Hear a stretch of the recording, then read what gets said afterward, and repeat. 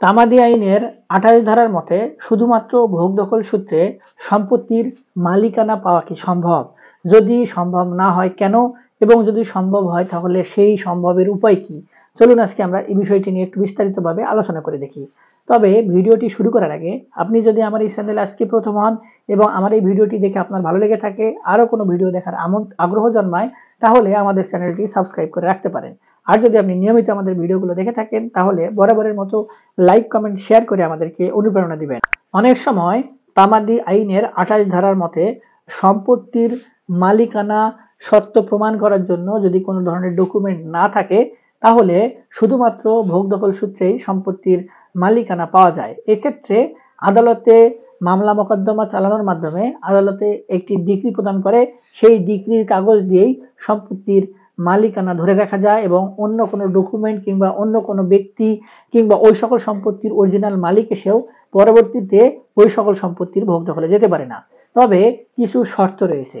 তামাদি আইনের স্পষ্টভাবে বলা হয়েছে যে কোনো ব্যক্তি যদি একটি সম্পত্তি দীর্ঘ ১২ বছরের অধিক নিরবিচ্ছিন্নভাবে ভোগ দখল করে তাহলে ওই সকল ব্যক্তি সম্পত্তির মালিকানা প্রতিষ্ঠিত করার জন্য একটি সুযোগ পায়। এখন যদি হুট করে আপনি কোনো সম্পত্তি ভোগ দখল করছেন, এমন সময় একজন ব্যক্তি এসে সম্পত্তির মালিকানা দাবি করে এবং আপনাকে ওই সকল সম্পত্তি থেকে উচ্ছেদ করে, তাহলে কিন্তু আপনি সুনির্দিষ্ট প্রতিকার আইনের ৮ ধারা মোতাবেক আদালতে মোকদ্দমা দায়ের করতে পারবেন যে আমার এই সকল সম্পত্তি আমি দীর্ঘ ১২ বছরের অধিক ভোগ দখল করছি, আমাকে লাঠির জোরে কিংবা অবৈধভাবে সম্পত্তি থেকে উচ্ছেদ করা হয়েছে। তাহলে আদালত থেকেও কিন্তু প্রাথমিকভাবে ওই সকল সম্পত্তিতে আপনার ভোগ দখল ফিরিয়ে দেওয়ার জন্য আইন শৃঙ্খলা কর্তৃপক্ষকে নির্দেশ প্রদান করবেন।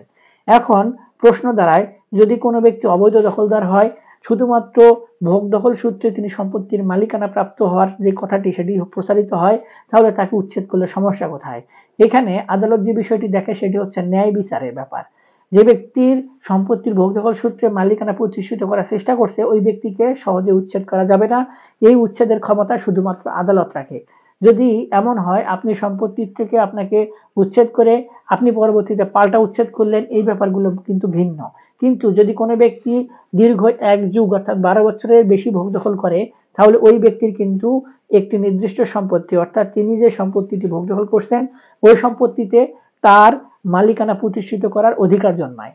এবং আদালত কিংবা রাষ্ট্র যেটি দেখে সেটি হলো ওই সকল ব্যক্তি যে দীর্ঘদিন ধরে সম্পত্তি ভোগ দখল করছে ওই সকল সম্পত্তিতে তার একটি অধিকার জন্মাইছে, এবং রাষ্ট্র দেখছে যেহেতু অরিজিনাল মালিক ১২ বছর ধরে কোনো খোঁজখবর নেয় নাই, সেহেতু ওই সকল সম্পত্তি তো একটি বন্দোবস্ত করতে হবে। রাষ্ট্রের যে সুযোগ সুবিধা নেয়ার কথা ওই সকল সম্পত্তির থেকে অর্থাৎ খাজনা কিংবা ভূমি উন্নয়ন কর সেটি ঠিকঠাক মতো দেওয়ার জন্য হলেও কিংবা ওই সম্পত্তিটি ঠিক মতো ব্যবস্থাপনা করার জন্য হলেও একজন ব্যক্তিকে কিন্তু থাকা দরকার। যার কারণে আদালত যেটি বলছে ওই সকল ব্যক্তিকে তামাদি আইনের বলে সম্পত্তিতে কিন্তু ভোগ দখল কিংবা মালিকানা প্রতিষ্ঠিত করার সুযোগ রয়েছে। তবে এখানে একটি শর্ত থাকে, অর্থাৎ ১২ বছরের যে কথাটি বারবার বলা হচ্ছে এই ১২ বছর কথাটির মাঝে নিরবিচ্ছিন্ন কথাটিও কিন্তু একটি গুরুত্বপূর্ণ বিষয়।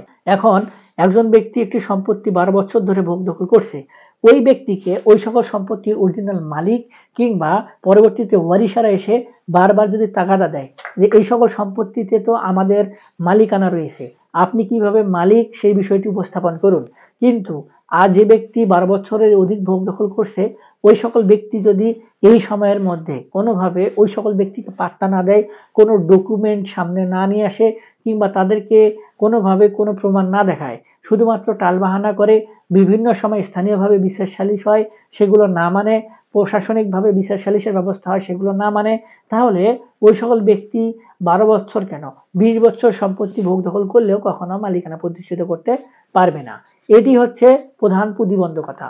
এবং যে ব্যক্তি সম্পত্তিটি জবরদখল করে কিংবা যে কোনোভাবেই হোক ১২ বছর ভোগ দখল করছে ওই ব্যক্তির অনুকূলে অরিজিনাল মালিক কিন্তু ক্রিমিনাল আদালতে অর্থাৎ ফৌজদারি কার্যবিধি অনুসারে কিন্তু মামলা দায়ের করে শাস্তির ব্যবস্থাও প্রদান করার সুযোগ তৈরি করতে পারে। এবং এক্ষেত্রে আরেকটি প্রতিবন্ধকতা হচ্ছে ভূমি অপরাধ প্রতিরোধ এবং প্রতিকার আইন যেটি বলছে যে কোনো ব্যক্তি যদি একটি সম্পত্তির মালিকানা প্রতিষ্ঠিত করতে চায়, তিনি যদি ভোগ দখলে থাকে কিংবা না থাকে, এই ব্যাপারটি সম্পূর্ণ নির্ভর করবে ওই সকল ব্যক্তির অনুকূলে সম্পত্তির মালিকানা প্রতিষ্ঠিত করার জন্য কোনো ডকুমেন্ট রয়েছে কিনা। এমনও ঘটনা আছে যে একটি মন্দিরের সম্পত্তি দীর্ঘদিন ধরে বেহাত হয়েছিল, কিন্তু এখন এসে দেখা যাচ্ছে ওই মন্দিরটি সিএস খতিয়ান বলে একজন জমিদার মন্দিরে দান করে দিয়েছিলেন, কিন্তু পরবর্তীতে দেখা গেল অনেক ব্যক্তি সেই সম্পত্তিগুলো জবরদখল করে মালিকানা প্রতিষ্ঠিত করে ফেলেছেন, কিন্তু এখন এসে ওই সকল সম্পত্তি ওই খতিয়ান বলে দেখা যাচ্ছে মন্দিরের কাছে হস্তান্তর করা। এখন এই যে প্রতিষ্ঠানের সম্পত্তিগুলো, এই সম্পত্তিগুলো কিন্তু পরবর্তীতে হস্তান্তর করার অধিকার কাউকে দেওয়া হয়নি। যে সকল ব্যক্তি সম্পত্তি ভোগ দখল করছিলেন এবং ভোগ দখল সূত্রে পরবর্তীতে ওই সকল সম্পত্তিতে মালিকানা প্রতিষ্ঠিত করে ফেলেছেন কিংবা আদালতে ভুল তথ্য উপস্থাপন করে মালিকানা প্রতিষ্ঠিত করেছেন, তাহলেও কিন্তু ওই সকল সম্পত্তি পরবর্তীতে আর কোনোভাবেই টিকে রাখা সম্ভব না এবং এখন এসে ওই সকল সম্পত্তি কিন্তু উচ্ছেদ করা হচ্ছে।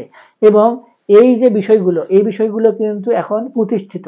অনেকেই সম্পত্তি ভোগ দখল করে পরবর্তীতে বিভিন্ন জায়গায় টাকা দিয়ে ঘুষ প্রদান করে ওই সকল সম্পত্তির মালিকানা নিজের নামে প্রতিষ্ঠিত করতে চাচ্ছেন। এই বিষয়গুলো সব থেকে বেশি ঘটে হচ্ছে সম্পত্তি একজনকে অর্পিত রেখে অনেক ব্যক্তি বিদেশে গমন করেছেন কিংবা অনেক ব্যক্তি অন্য জায়গায় গিয়ে প্রতিষ্ঠিত হয়েছেন, পরবর্তীতে ওই সকল সম্পত্তির খোঁজ খবর নিতে আসেন নাই, কিন্তু ওই সকল সম্পত্তি তিনি যে মালিক এই ধরনের প্রমাণ তার কাছে রয়েছে এবং পরবর্তীতে ওই সকল ব্যক্তি কোনো একটি প্রয়োজনে দেশে আসলেন কিংবা তার মাতৃভিটায় আসলেন, এসে ওই সকল সম্পত্তির মালিকানা দাবি করলেন, কিন্তু এসে দেখা যাচ্ছে ওই সকল সম্পত্তি আর তার মালিকানায় নেই। ওই সকল সম্পত্তি অনেকেই ভোগ দখল সূত্রে মালিকানা লাভ করে পরবর্তীতে অন্য তৃতীয় ব্যক্তির কাছে হস্তান্তর করে দিয়েছেন। তো এই যে ব্যাপারগুলো, এই ব্যাপারগুলোই কিন্তু হরহামেশাই ঘটে। তাই তামাদির 28 ধারা এই নতুন ভূমি অপরাধ প্রতিরোধ এবং প্রতিকার আইন বলে কিন্তু এখন এসে রহিতকরণ করার যে ব্যাপারটি সেটি কিন্তু ঘটে যাচ্ছে। আবার অনেকেই কিন্তু যে বিষয়টি দেখে সেটি হলো যে ব্যক্তি সম্পত্তি ভোগ দখল করে আদালত থেকে রায়ের মাধ্যমে মালিকানা প্রতিষ্ঠিত করে ফেলেছেন, তাকে আবার কিভাবে সম্পত্তি থেকে উচ্ছেদ করার সুযোগ রয়েছে। এক্ষেত্রে এই বিষয়টি কিন্তু প্রতিবন্ধকতা। এক্ষেত্রে তামাদি আইনের 28 ধারা এবং নতুন ভূমি অপরাধ প্রতিরোধ এবং প্রতিকার আইনের মধ্যে কিন্তু সাংঘর্ষিকতা তৈরি হয়, যার কারণে এই বিষয়টি কিভাবে সুরাহা হবে এটি নিয়ে কিন্তু এখনো কোনো সুনির্দিষ্ট রায় কিংবা নির্দেশনা নেই। এখন যদি কোনো ব্যক্তি এই সংক্রান্ত বিষয়গুলো নিয়ে আদালতে মোকদ্দমা দায়ের করে এবং আদালত থেকে একটি রায় আসে, তাহলেই কিন্তু বিষয়টি ভালোভাবে উপস্থাপিত হবে। আশা করি এই সংক্রান্ত বিষয় নিয়ে যারা সমস্যায় রয়েছেন তারা এখন থেকে এই 12 বছরের মেয়াদে ভোগ দখল সূত্রে মালিকানা অর্জন করবেন, এই আশা ছেড়ে দেয় ভালো। আর যে সকল ব্যক্তি নিরবিচ্ছিন্নভাবে ভোগ দখল করছেন, এখন পর্যন্ত কোনো মালিক এসে সম্পত্তির মালিকানা দাবি করে নাই কিংবা করার সুযোগ নাই কিংবা করছে না, তারা অতি দ্রুতই আদালতের শরণাপন্ন হলে সম্পত্তির ভোগ দখল সূত্রে মালিকানা প্রাপ্তির জন্য আদালতে আবেদন করে রায় নিয়ে এসে সম্পত্তিগুলো ভোগ দখল করতে পারবেন এবং রাষ্ট্রীয় যে সকল কার্যক্রম অর্থাৎ খতিয়ান তৈরি করা, নামজারি করা, পরবর্তীতে হোল্ডিং খুলে খাজনা প্রদান করা সকল কিছুই সম্পন্ন করতে পারবেন।